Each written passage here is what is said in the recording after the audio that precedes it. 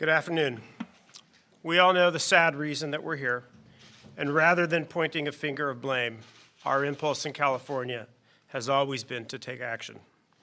California already has strong gun laws on background checks, limiting purchasing by age, and restraining orders to prevent gun violence. Still, if there is anything more that we can do, we are compelled to do it. That is why we are here today, trying to accelerate consideration of new laws to reduce gun violence. All of the members behind me representing diverse communities, diverse parts of the state, are here united to make sure that we do so. It is also our hope that that other states will join California, and that we will act nationally to end the stranglehold that gun violence has on our country. Until then, life, liberty, and the pursuit of happiness will be an empty promise from our Declaration of Independence. We have work to do. I know the Senate is prepared to do that work as well. Here is my colleague, President Pro Tem Tony Atkins. Well, thank you, Speaker Rendon. I appreciate the partnership that we have doing this critical work. And like you, I want to acknowledge these incredible leaders from the Senate and from the Assembly, representing individual members who have pieces of legislation, representing our budget subcommittees that oversee public safety, representing our public safety committees. This is an incredible team of leaders. You know, and we're here because we have gotten to the point where we can't live our lives without trepidation, that every time we step outside, we may never see our families again. That's what I heard yesterday. We can't live without the fear that each goodbye to our children, our spouses, and friends could be the last. This may feel like a point of no return, but it's not. Let me pick up on the energy of the speaker when I say we cannot let it be. We have to turn it around before another neighbor, mother, teacher, or child is senselessly ripped from our worlds. Every person who has stood in the way of solutions, whose votes have put more guns on our streets and in our classrooms, needs to put their extreme and misguided ideologies aside. Children are scared to go to school. It is our responsibility as leaders in this state to leave no stone unturned, to do everything in our power to stop mass shootings in California. And I will continue to work with Speaker Rendon to move expeditiously on over a dozen bills that are already working their way through our legislative process, many of them being acted on yesterday, today, this week. And I want to thank our governor, who I'll introduce in just a minute. But I do want to mention, in addition to these prioritized bills, our budget process is establishing and working on programs to get more guns out of the hands of those who've been prohibited from owning guns by a court order. We're also working on the creation of an Office of Community Violence Prevention, which would help local communities create on-the-ground programs to prevent violence. We have to do everything in our power to get guns off our streets and away from people who should never lay a hand on them. 10 years ago, we were in an eerily similar situation, grieving the killing of 20 children and 6 educators at Sandy Hook Elementary. But here we are, mourning the murder of children again. Nothing has changed. We grieve, we mourn again. But let's be very clear. Unless we take action and political leaders take real responsibility, we will continue to grieve and mourn. Today, California leaders continue to take action, and we push, plead, and implore other states and our federal partners to bravely do the same. And now it's my pleasure to bring up our governor, who's taken an active, engaged role in this for years, Governor Gavin Newsom. Thank you, Madam Pro Tem. Thank you, Mr. Speaker. Thank you to all the remarkable leaders that are assembled here. I really don't have any comments that I can share that haven't been shared after every senseless act of violence. I have nothing that I can add that hasn't been added to the conversation, just reflecting on what happened a little over a week ago in Buffalo, or what happened in Boulder, or what happened in Aurora, or what happened in Midland, or Vegas, or Orlando, or any more words that can complement the words that were said after San Bernardino or Sandy Hook or Sutherland, or any words that can be added, the words that were said after Poway and Parkland. You know, that's just a short list of these moments that tragically we've all shared together, contemporary moments we've shared together. There's no words that I can add that would add any insight or empathy or, frankly, any deeper understanding of the world we're living in. And so we're here not to add to the rhetoric, but to advance our resolve. And that's why I'm really proud of the leaders you see in this room. And it's not surprising, because in the long line of leadership that demonstrably has been advanced out of the state of California for decades, the modern American gun rights, or rather gun control policies to restrict guns in this country and their proliferation emanates from the state of California in the late 1960s. Irony not lost on any of us, led by then Governor Ronald Reagan, for a perverse series of reasons we don't even need to discuss now. May 2nd, 1967 marked a particular moment of consciousness for many of the wrong reasons around gun safety, but led in many ways to the modern gun safety movement. Advanced over and over again through a series of tragedies, some more notable than others. Stockton, the loss of 5 young children in 1989, that led to more forceful efforts to address the issue of assault weapons, and a ban that was advanced here in the state of California. A few years later, you may recall, at 101 California, 9 folks lost their lives. That led then to efforts by our Senator Dianne Feinstein, to advance at the federal level an assault weapons ban in 1994. The series of tragedies and incidents, the state has stepped up and stepped in, not just rhetorically, not through words, but through action. And that's what we're doing again here today. We're going to control the controllables, the things that we have control of. But here's what is meaningful, and it's what the pro tem was just alluding to. California leads this national conversation. When California moves, other states move in the same direction. For all of those, for so many of us that are feeling deep anxiety and fear, I hope you look to this state for leadership, for demonstrable leadership. Leadership that's proven, by the way, results in this space. Those states like California that have the most progressive policies in restricting the abuse and proliferation of guns have consistently outperformed other states in terms of gun murder rates and gun death rates. I wasn't even going to bring him up, but Governor Abbott just name-checked the state of California. I would caution him from doing that. Particularly, and you just go to the CDC website and look at that gun murder rate in 2020. That was 67% higher than the state of California in 2020. Just reflect on the 7 laws that he celebrated last year. 25 just in the last few decades that have been rolled back. Common sense that's been rolled back just in the state of Texas alone as it relates to common sense gun laws. It's not a surprise in many respects what's going on. So we're here resolved, focused, energetically on moving well over a dozen bills forward, getting them to my desk where I will enthusiastically be signing those bills by the end of next month.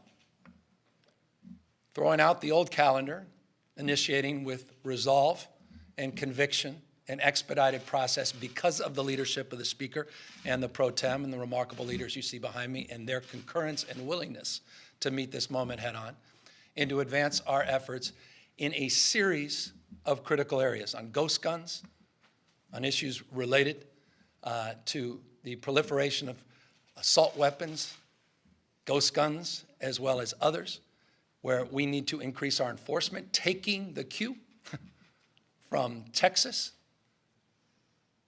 And the SB 8 bill that put women's lives at risk, we're going to use those core tenets to save people's lives here in California as it relates to private right of action to address the proliferation of guns, particularly, again, ghost guns and assault weapons.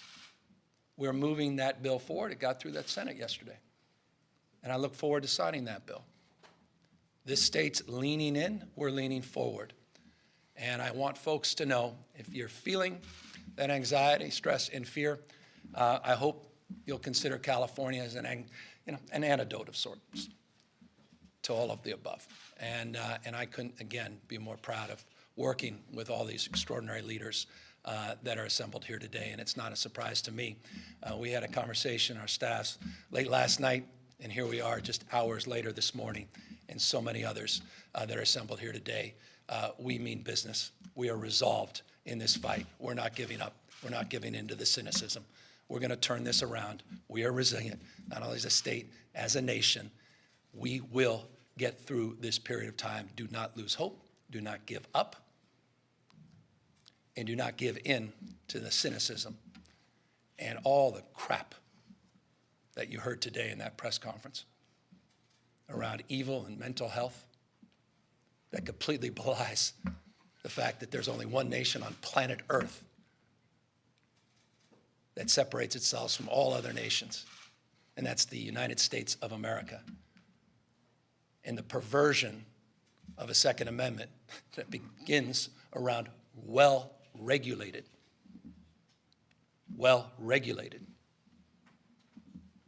gun policy. We've completely lost our senses and lost touch with that reality. And we need to change that reality, and we have that capacity to do so. And the actions that we will be advancing in the state, we hope, will be meaningful in advancing that cause. So thank you again, all of you, for taking the time to be here. And we're all here, authors of so many pieces of legislation, to answer any questions. Governor, if I could ask you this, it is the state government here, but what can you say about the federal gun policies right now and any influence California has on change? Well, I noted what we did in 1989 that led to efforts late 1993 and 1994 with the application of a state law, an assault weapons ban, that led to a national law that saved lives and reduced gun violence. You heard Senator Biden talk often about that as one of the principal co-sponsors with Senator Feinstein. And yet we let that lapse. We let that sunset. So that's just one demonstrable example of California's leadership at scale, the work we've done on red flag laws and bullet buttons on a series of issues, including the work that we're doing, did last year and will continue to do on ghost guns. California is leading, and we're advancing that cause, or causes similarly, in states large and small, and we believe it will ultimately have an impact federally. Governor, as was noted earlier, California already has some of the toughest gun laws in the country, and yet we still have mass shootings in this state. There was one just a few blocks from the Capitol where the shooters had weapons that had been modified to turn into automatic weapons. So I'm wondering why you think that more laws, more gun laws and restrictions would be the response here. Would you consider an alternative approaches, maybe perhaps spending money to harden some of the schools? I know a lot of the public schools here are very open, have open floor plans, things like that. I appreciate the well-worn question, talking points. It's not opinion, it's not conjecture, this is just stubborn fact. From 1993 to 2017, these are exact numbers, California's gun murder rate dropped 55%, gun death rate dropped 62%, outperforming the rest of the nation because of our gun safety laws. We don't think they work, we know they work. I'll repeat what I said earlier.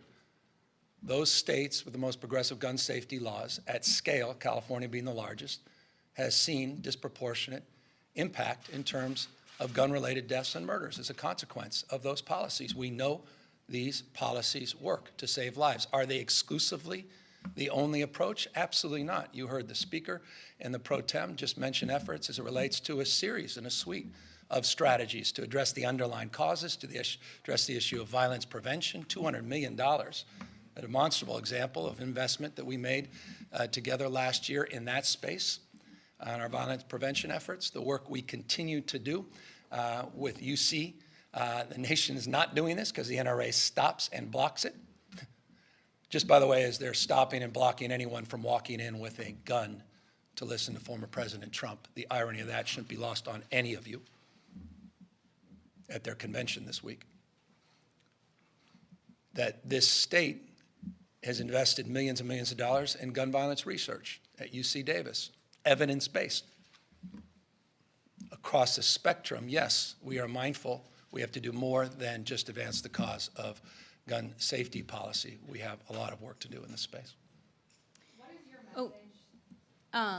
Governor, speaking of Texas, essentially, I know one of those gun bills you want to see come across your desk is one that you proposed yourself that models allowing citizens to have a private right of action to uphold an assault weapons ban, ghost gun ban, and then in some cases, I know Assemblyman Phil Ting is there to sue gun makers and sellers. So, I know some Democrats during the conversations with these bills have raised questions about, how legally sound this could be, and this is tit for tat essentially, and I just want to get your response to those concerns if, that discussion continues. Well, don't take my word for the legal frame. Take the words of the Supreme Court themselves. We modeled it after the Texas law,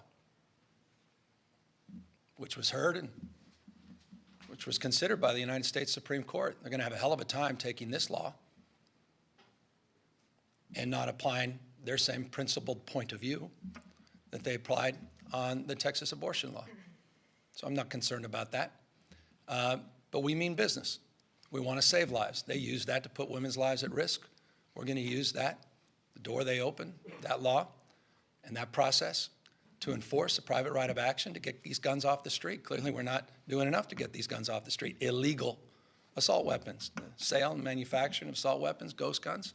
We've got more work to do. And so I couldn't be more proud of the members of the Senate that supported overwhelmingly that bill, beheading the Assembly, and now in a fast-track manner with all these other bills. Look forward to getting that to my desk in a matter of weeks. Are you fast-tracking these bills with urgency clauses, or will they still take effect at the beginning of the year like they would have anyways without any action today if passed? Well, I've talked to a number of the authors in hope and expectation that we add an urgency clause to many of these. But that process is unfolding in real time. And working with legislative leaders, we'll make that determination to the extent that I'll have any influence over that. It may be on the back end, but certainly on the front end, I'm hopeful that a number of these bills can reach our desk with the urgency provisions attached so they can go into effect immediately. Some may be more traditional process. Governor, we know that to overcome something like this, it is going to take bipartisan support. Can you speak to how California is going to come together and make changes and lead the way in terms of bipartisan support? Well, we have in the past.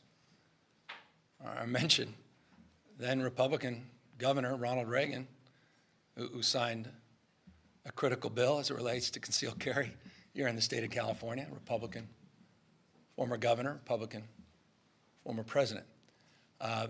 These are universally supported efforts, bipartisan in that support. You can't get to 90% America on comprehensive background checks unless it's universal in support. By definition, Republicans, Democrats, and Independents overwhelmingly in support. The problem is you've got all these politicians that are bought and paid for by certain interest groups, many that will be celebrated and revered this weekend in a 14-acre exhibition of guns and gear in Texas. And until they have the courage to truly represent their constituency and the people of the United States of America, we'll continue to have these moments. We're going to do our part to mitigate these moments by leaning in and providing a different pathway and a different approach. And we believe, we've long said it, success leaves clues. Successful implementation and application of these rules and regulations, we believe will put more pressure on like-minded states and those that may be on the fence to consider our approach as a much more appropriate response to what's going on in this country.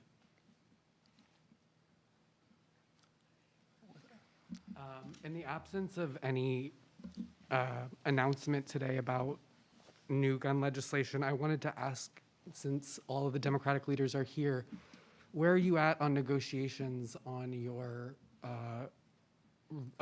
inflation relief, gas relief package for voters that you've They may have a comment. We're here to focus our attention with intensity on the task at hand and the Right, urgency so of the in the matter. absence of any actual announcement, can you speak to what's going on with the negotiations there on that package? I won't and can't speak for the two legislative leaders. I think I would ask that we hold that question. We are available, we're here all week. Yeah. Let's focus on the moment, if we could. Here. California does have a supermajority of Democrats, and on the national level, it's a slim majority. And to continue the conversation of working across the aisle, what do you think Democrats in Congress and in the White House need to be doing in order to work with the Republicans? If you don't like the way all the world looks when you're standing up, stand on your head and go local. Remarkable things are still happening at the local level, city, counties, states, and in the absence of federal leadership, that's where the energy will be, and that's where this movement needs to continue to advance. As I said, we're going to control the controllables. The nation's largest state, the fifth largest economy in the world, a state that's led the national debate on common sense gun safety reform. We're going to continue to advance that reform, and we're taking it to a whole nother level with a sense of urgency that this moment requires. And we'll continue to do our part, punch above our weight, try to work with governors, all political stripes in other states, and mayors in other states that understand this, particularly mayors that are on the front lines, and continue to advance common sense gun safety until we break through with the United States Senate.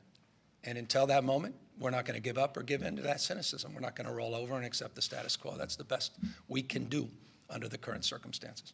You said that you are going to work with governors of other states. Have you had a conversation with the president about this in terms of working with other lawmakers in other states? Well, previous presidents, I've had the privilege. I haven't had that opportunity directly with President Biden, but there's no question of his leadership. It's demonstrable over the course of his entire career in this space, not least of which on the assault weapons ban itself. The idea that you can go into a store without, even a momentary delay, a pause, and purchase these weapons of war, 30-round clips. I mean, that doesn't happen in California. Won't happen in California. The only thing that can stop that, by the way, are these extremist judges, which is an issue. And you can ask Judge Benitez about how he's feeling about this last 10 days. Ask Judge Nelson how he's feeling. Specifically, Judge Nelson. To Judge Nelson, who in his 2-to-1 majority opinion wrote about the heroism of these young men in the 1700s and reflected in his decision to overturn our ban on long guns being sold in semi-automatics from 21-year-olds to 18-year-olds, said, well, that's just the price you pay because some people will act out. Wonder how he's feeling right now. What happened in Buffalo and what happened in Texas. Ripped from the pages of the Federalist Society, one of the 331 federal appellate court judges that Donald Trump gave this country. I wonder how Judge Nelson's feeling. I wonder how proud he is of that opinion he wrote. Judge Benitez, who said about our assault weapons ban, assault weapons nothing more than Swiss Army knives. These are extremists. That's the world we're living in right now. Wake up, folks. Read these opinions. Pay attention to what's going on. Look at the damage that's been done in Texas and the gun safety laws in the last few years. Look at the rhetoric you heard today about evil and mental health, as if evil doesn't exist and persist around the globe. Mental health is not an issue in every part of the globe. What's unique in the United States is this savagery because of the availability, ease, and access of weapons of war. Weapons of war, the manufacturer, the person who designed the AR-15, his family said he'd be humiliated by what has happened. It was never designed, never intended to be used, civilian use. It's shameful. You've got folks out there manufacturing and marketing an AR-15 for babies, and their logo is a pacifier with the baby AR-15. Those are the folks that would be down there in Texas this weekend at the NRA convention. These are extremists. They need to be called out. In the absence of that, this state will lead. Governor, you spoke highly of President Biden's career on gun control, but how do you assess his record since he's been in the Oval Office in handling gun violence? I think he's doing what he can under the circumstances. I'm just blessed to have these remarkable leaders. It's a three-legged stool. I mentioned the judicial branch. That's a wobbly leg right now. But we are firm in our resolve, the executive and legislative branch, of standing tall together, demonstrably here today, but every day in this space. And I pray for the wisdom. I pray as I pray to forgive those who cannot disabuse themselves of the influence of the National Rifle Association. I pray for the resolve of the American people to turn out in record ways and vote those who support real public safety and are pro-life in terms of the life of our children that every single day are in peril of another episode like that we experienced 24 hours ago. Governor, I'm going to ask you a little bit of a philosophical question to end it. The Texas law that we're modeling our gun law after, in Texas, that law will go after vulnerable women, poor women, women who in general are not known for violence. Our matching law here in California would, by definition, have citizens going after people who are armed and dangerous. Do you think that is what we have come to in California and in America, that this is a one-on-one battle in which we, the people, need to go after the bad guys one at a time? We need to get dangerous guns and weapons of war off the streets. That's what we're here to do. That's what we're focused on. We have too many guns. We have a gun culture. We've come to accept this, normalize this, and providing that right of private action for people to get these dangerous guns, these weapons of war, have led to so much carnage and death, not just these mass shootings, but shootings every single day that do not capture our attention as they should, I think is principled and appropriate under the extraordinary circumstances that we are living through in this state and in this nation. With that, again, gratitude to all of the remarkable leaders assembled here today, and in particular, the Speaker and the Pro Tem, who I couldn't be more proud of today, and more proud of all of the legislative leaders that we look forward to working together to advance this cause and get these bills on our desk by the end of next month. Thank you all very, very much. Thank you, Governor.